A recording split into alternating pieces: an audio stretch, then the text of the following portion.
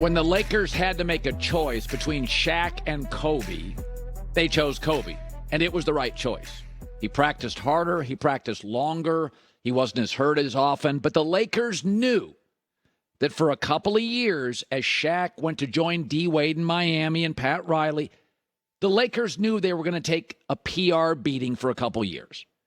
That the long play, they had to get Kobe another star. They eventually did, Pau Gasol. But the Lakers knew that for 2 years, they were going to have to eat the proverbial dirt sandwich in the media. Because Shaq was going to be winning titles. It would look amazing. But they knew Shaq was a distracted player, an aging player, increasingly not in great shape, didn't love practice, missed a lot of games. And that's the way it often works in business. You have to make bets. Often, initially, the person who wins the bet loses short term. And Portland and Dame are disconnecting. And wherever Dame goes, he's going to win this in the first year to two. He's going to join a Miami or a Milwaukee and a Philadelphia. And for 2 years, Portland's GM and Portland fans are going to freak out. But he is small, doesn't defend, hurt more often than ever, and he's damn expensive. 2 years at $45 million, followed by 2 years at $60 million. Now, Dame is a player I love. After Steph Curry, he's my favorite small shot maker in the league. And he works at Miami and Milwaukee and probably Philadelphia because they can surround him with length and defenders. He's small and doesn't defend. And he's also one more injury away from being potentially an absolute cap liability. Dame doesn't matter if Dame's not playing. Miami's getting him, and so is Milwaukee and Philly for May. And if he's healthy, he's lethal. But small players, especially small dynamic players, don't age particularly well. Once they're starting to get injured, generally never goes back. And I love Dame, but he's a convertible sports car. Great in about 4 states. Useless to some degree in others. Dame couldn't play with a Luka. Luka doesn't defend. Couldn't play with a Kyrie. Kyrie doesn't defend. Wouldn't be good with any team with Harden. Harden doesn't defend. You have to protect Dame. And I've always thought this is the real truth of the NBA. If you look at the history of the NBA, the way to do it is find your star and then build around his weaknesses. The Warriors found defenders because Steph couldn't. LeBron teams have often had great shooters because LeBron's not. And the Blazers are going to be really fun to watch going forward, but they're really young and aren't going to do much for a couple of years. But if they can cobble together 6 or 7 picks and a couple of interesting players, I cannot wait to watch Shaedon Sharpe, Simons, Scooter Henderson, a lot of young players. They're going to get more draft picks. I think Portland will win this trade over time. I think they will lose it in the next couple of years, and it'll be painful. And the Lakers knew that Shaq joined Wade, Riley. They were going to win now. They were going to win titles. And, I mean, we all know he's going to Miami, right? They let Strus go. They let Vincent go. They let their backcourt go. The backcourt that took them from an 8 seed to the finals. Miami let those guys go. Let them walk. Somebody else can pay them. They're trying to get Dame. And I'm not sure what they can give Portland back. I imagine a lot of really good draft picks. There'll probably have to be a third team involved. But as Portland fans are freaking out, just remember, the Lakers won a couple of titles with Kobe, and Shaq fell apart, and you got more great years with Kobe. And though the Lakers weren't particularly well run at times, they still got 2 rings. Could have had a third. So not every deal that's consummated is great for you initially. I think Portland's going to come out of this thing with some nice pieces, but they've got their star in Scoot Henderson. They've got a good wing in Jeremy Grant. Nurkic, they pulled him off the floor late as they were kind of trying to get into the lottery. Nurkic is a good player. Simon's a good player. Sharp, fascinating young wing. There's a lot to like in Portland. But for 2 years, going to be a little bit of a dirt sandwich. Dame's going to be hitting threes. Miami's going to win a title, and you're going to feel really, really small. And Portland already has kind of a Seattle chip on their shoulder, a small market, geographically isolated chip on their shoulder. But Portland's probably going to end up, if they can hit on some draft picks, and in recent years, They've been very good at it. Joe Cronin's been very good last couple of years. They've hit on some picks. And so you take a deep breath. But Dame, there's not a wide market for him. He is small. He can be injury-prone in recent years. He does not defend. And he makes big shots in big moments. Love him. I don't know if he elevates other teammates. Certainly not a Jokic. We don't think he's that. We don't think he's Magic. We don't think he's that kind of player. He's a scorer and a deadeye and a great player in big moments. And that's what Miami needs. Milwaukee needs. Milwaukee's got their best player.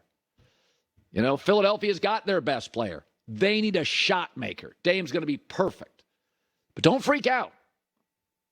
Portland gets the right picks. They'll win the trade. You just won't figure it out for about 3 to 4 years.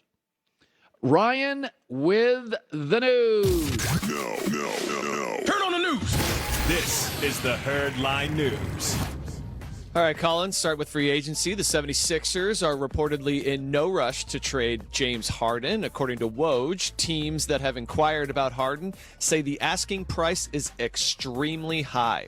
The trade process is not expected to get resolved quickly. Woj also compared this situation to when Ben Simmons wanted out of Philly and thinks the 76ers could wait it out and see if they can convince Harden to stay. Maury's sort of MO has always been to be patient on stuff like this. He's a deal maker. But somebody, it may be at the trade deadline. I don't know what it is. Somebody will eventually make a move. And I would say this. I would take Harden over Kyrie. Kyrie's just too erratic. And though Harden can be erratic, he is a good distributor. He had a good regular season. The Clippers does fit because they have so many good wing defenders and they have a rim protector that he's not a very good defender and you can protect him. And the big problem for the Clippers, for anybody, and I've probably watched more Clipper basketball than healthy, but if you watch them, their problem is initiating offense. They want Kawhi to get them into their offense. They're like Boston, but not as effective as Boston. They just can't get into their offense a lot. So Harden does provide something that they don't have. He's from Los Angeles. It works. It doesn't make him a championship team, but that's a landing spot. And Philadelphia's going to move. Morey makes a lot of moves. Philadelphia's all over the rumor mill this weekend, but I don't think any of it's going to happen soon. The other benefit the 76ers have to being patient is, as you pointed out, they have Tyrese Maxey. So it's not as if they just have a complete void at who's going to run our offense with MVP Joel Embiid if Harden does end up sitting out and this drags out into the regular season. Yep. So turning our attention to the Warriors, Draymond Green is reportedly staying with the Warriors, a 4-year, $100 million contract. The deal contains a player option for the 4th season. Draymond tested the free agency market and reportedly had interest from other teams, but the expectation around the league was always that he would remain with Golden State. And he had a market. Portland was interested. Dallas would have been a great fit. Sacramento was interested. Re-signed Harrison Barnes. But Draymond's the classic. People used to hate Rodman. But all you need to know about Rodman in his prime was go ask the teams that face Rodman. Like Magic Johnson would tell you, he was just annoying. If you really want to know if a coach is great, go ask the rivals. By the way, all those Ohio State fans that bag on Harbaugh would celebrate for months if Harbaugh left for the NFL because Harbaugh now owns the Buckeyes and has created, with excellent quarterback play, good defense, and an absolute clarity in the offense. The truth is always go ask your rivals what they think. Let me tell you something. You take Draymond off the Warriors, they're even with Steph, I don't think they're a playoff team.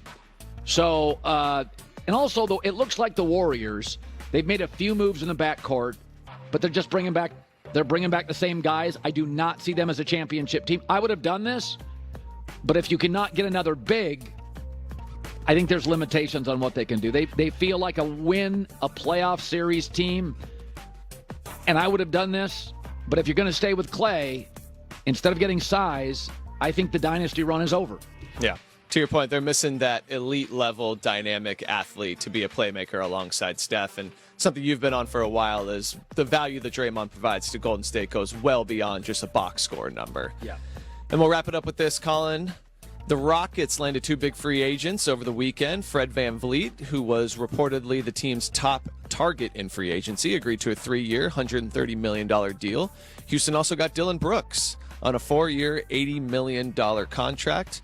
In 2016, after Van Vliet went undrafted, he also tweeted, "Bet on yourself." So the Rockets bringing in some free agents. Well, Van Vliet's a guy that when you're undersized, you have to be able to be a willing defender and shoot. He is both. He's tough. He's willing to defend. He's scrappy. He can shoot. And Dillon Brooks, again, is young players in the league, and Houston has lots of them. Young players don't defend. They try to block shots to try to get steals, but they don't put a body on people. They're often thin. Young players are often thin. You put on, you get to a pro weight room for about 4 years. The toughest guys in the NBA, there's no rookies. They're all like 28 to 34. The PJ Tuckers, the Draymond Greens, they've been in those pro workout rooms. Dillon Brooks has an NBA vet body. He's physical. He'll put a body on people. He also is willing to be a little bit of a trash talker and intimidate beyond just scoring. So, here's the world we live in. His value is $80 million. Westbrook's is $8 million. And that's the reality of it. Dillon Brooks is going to find a team. He may drive you crazy. And I thought he went sideways a little bit with Memphis, an immature team. But there's some Draymond Green. He's not as good a passer or the catalyst offensively. But there's real value having a guy that does body on the best player. Dillon Brooks has value. My entire life, there's been 2 or 3 guys in the league that everybody argues they're overpaid, and they end up on really good teams, often championship teams. Good stuff. Ryan with the news. Well, that's the news. And thanks for stopping by. The Herd Lie News. So if you listen to me in the show, I'm not a fan of Hard Knocks. It's like anything else. I thought Hard Knocks, when it came out for HBO, gave us all access we didn't have. And then came Twitter and Snapchat and Instagram and TikTok. And now I've got too much access of everybody. I don't need to know what you're eating for lunch. But that's the world we live in. So Hard Knocks now, no team wanted it. 4 teams qualified. They all